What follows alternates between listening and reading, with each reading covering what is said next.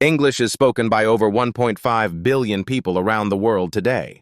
It is used in science, business, education, and entertainment.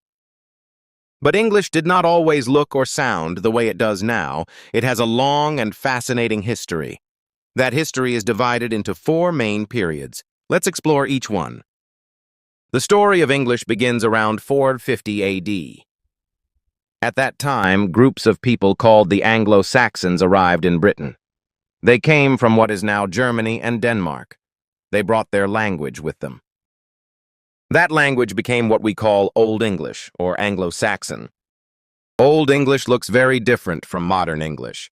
For example, the phrase, "he loves this beautiful woman" in Old English was, "he lufath this fagran weefman." Most people today cannot read or understand it without special study. Old English had many complex grammar rules. Nouns, adjectives, and verbs all changed their form depending on how they were used. The vocabulary mostly came from Germanic languages. Then, in 1066, something big happened.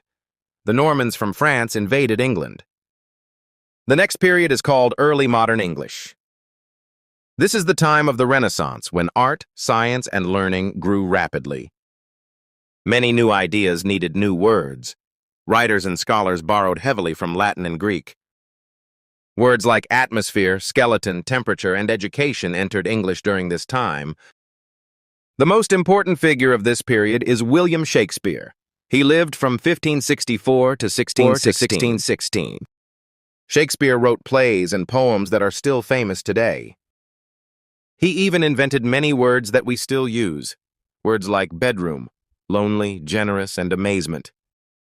Another key event was the publication of the King James Bible in 1611. It was written in clear, beautiful English. It helped shape the way many people read and wrote the language. Early modern English is much easier to understand than Old or Middle English. But some words and grammar still sound old-fashioned to us today. The final period is modern English. It began around 1700 and continues today. During this time, Britain became a global empire. English spread to many parts of the world, including America, Australia, India, and Africa. Fun facts about the English language. Before we finish, here are some fun facts you might not know about English. Did you know that the word goodbye actually comes from the Old English phrase, "God be with ye"? Over hundreds of years, it slowly shortened into the word we say every day. Thanks to the Norman invasion, English has two words for almost the same thing.